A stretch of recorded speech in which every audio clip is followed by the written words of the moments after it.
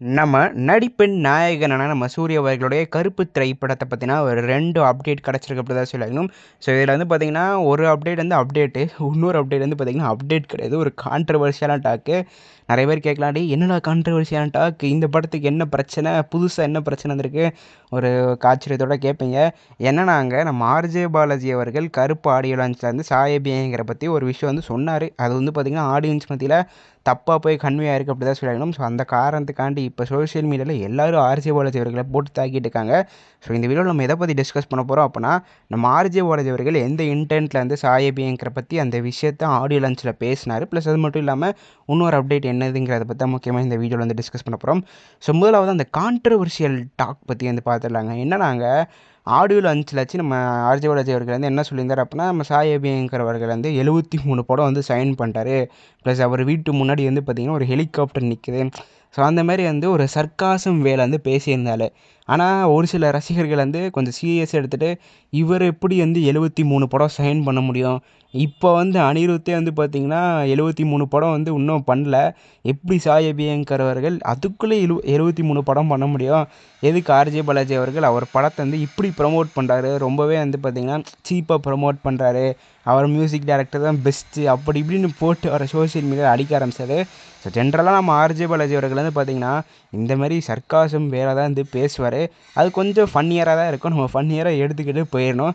So எந்த விஷயத்தை ஃபன்னியராக எடுத்துக்கணும், எந்த விஷயத்தை சீரியஸாக எடுத்துக்கணும்னு வந்து பார்த்திங்கன்னா ஒரு சில ரசிகர்களுக்கு புரியல அப்படி தான் சொல்லணும். ஸோ இந்த விஷயம் வந்து பார்த்திங்கன்னா இப்போ சோஷியல் மீடியாவில் பயங்கர கான்ட்ரவர்சியாக போயிட்டுருக்கு சூர்யா ரசிகர்கள் மத்தியில். பட் நம்ம ஆர்ஜே பாலாஜி அவர்கள் சும்மா ஒரு ஃபன்னியாக என்டர்டெயின்மெண்ட்டுக்கு பேசுகிற மாதிரி வந்து பேசியிருக்காரு. அவர் வந்து 73 படம் சைன் பண்ணியிருக்காரு, அவர் வீட்டு முன்னாடி வந்து ஹெலிகாப்டர் இருக்குது, ஸோ அந்த மாதிரி தான் பேசியிருந்தார். வேறு எந்த இன்டென்ஷனாலே வந்து பார்த்திங்கன்னா அவர் வந்து பேசலை. ப்ளஸ் இரண்டாவது அப்டேட் வந்து பார்த்திங்கன்னா 4th சிங்கிள் அப்டேட் வந்து பார்த்திங்கன்னா அஃபிஷியலாக வந்து கொடுத்துருக்காங்க. ஸோ அதுக்கப்புறம் இரண்டாவது அப்டேட்டாக வந்து பார்த்திங்கன்னா 4th சிங்கிள் அப்டேட் வந்து கொடுத்துருக்காங்க. ஸோ 4th சிங்கிளோட டைட்டில் வந்து என்னன்னாங்க, கருப்பா கூடவா.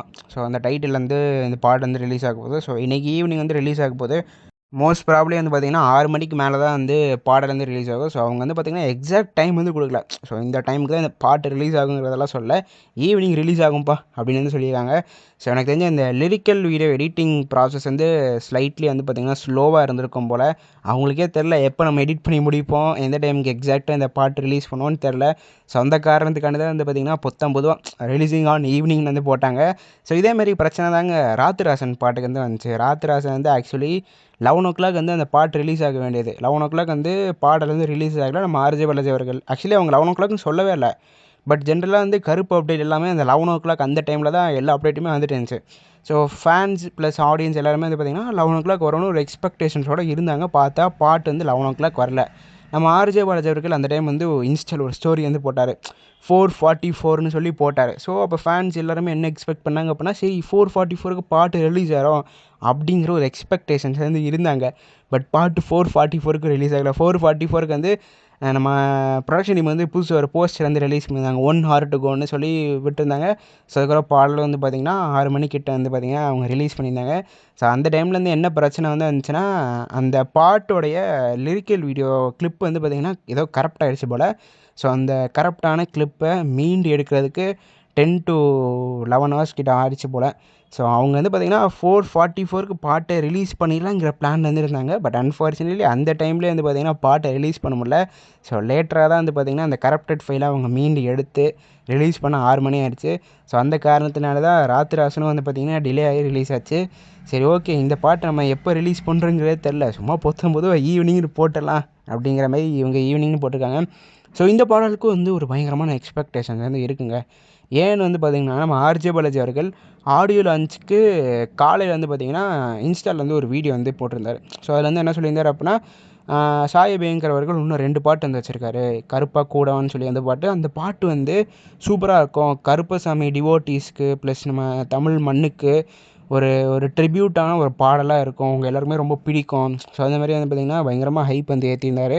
ஜென்ரலாக நம்ம ஆர்ஜே பாலாஜி அவர்கள் ஒரு விஷயத்துக்கு ஹைப் ஏற்றுறாரு அப்படின்னாலே அது ஒரு திட்டாக தான் இருக்கும். ஸோ அதனால் எனக்கு தெரிஞ்சு இந்த பாடல் ஒரு மிகப்பெரிய ஒரு சென்சேஷனல் ஹிட் அடிக்க போகுது அப்படி தான் சொல்கிறாங்க. இதுக்கப்புறம் எந்த டிவோஷனல் பாட்டு வந்தாலும் இந்த பாட்டு தான் போட்டு எல்லோரும் ட்ரெண்ட் ஆக்க போகிறாங்க, அந்த மாதிரியான பாடலாக தான் இருக்க போகுது. ஸோ அதுக்கப்புறம் வீரப்பா எக்ஸ்டெண்டட் வெர்ஷன் வந்து பார்த்திங்கன்னா உங்களுக்கு ரிலீஸ்க்கு முந்தின நாள் தான் ரிலீஸ் ஆகும் நினைக்கிறேன், தெரில. அந்த பாட்டுக்கு ஒரு பயங்கர எக்ஸ்பெக்டேஷன் வந்து இருக்குது. ஸோ அந்த காரணத்துக்குனாலே வந்து பார்த்திங்கன்னா ரிலீஸ் பண்ணாமல் நம்ம கடைசியில் ரிலீஸ் பண்ணிடலாம், ஒரு பயங்கரமான ப்ரொமோஷன் மெட்டீரியலாக இருக்கும் சொல்லி அந்த மாதிரி ரிலீஸ் பண்ண போகிறாங்கன்னு நினைக்கிறேன். ஸோ இப்போ வந்து பார்த்திங்கன்னா 4th சிங்கிள் வந்து பார்த்திங்கன்னா இன்றைக்கி ஈவினிங் வந்து ரிலீஸ் ஆகுது. ஸோ எத்தனை பேர் இந்த பாடலுக்காண்டி உண்மையாக வெயிட் பண்ணிக்கிங்களோ அவங்க மட்டும் மறக்காமல் கீழே இருக்கிற கமெண்ட் பாக்ஸில் ஐ ஆம் வெயிட்டிங் ஃபார் கருப்பு 4th சிங்கிள் கமெண்ட் பண்ணி இந்த பாடலுக்கான உங்களுடைய உண்மையான ஆதரவை மறக்காமல் கீழே இருக்கிற கமெண்ட் பாக்ஸில் தெரிவிங்க. இந்த வீடியோவில் தான் இந்த வீடியோ நான் இதோட முடிச்சுக்கிறேன். அடுத்த வீடியோவில் சந்திக்கும் வரை நான் உங்களுக்கு நன்றி, வணக்கம்.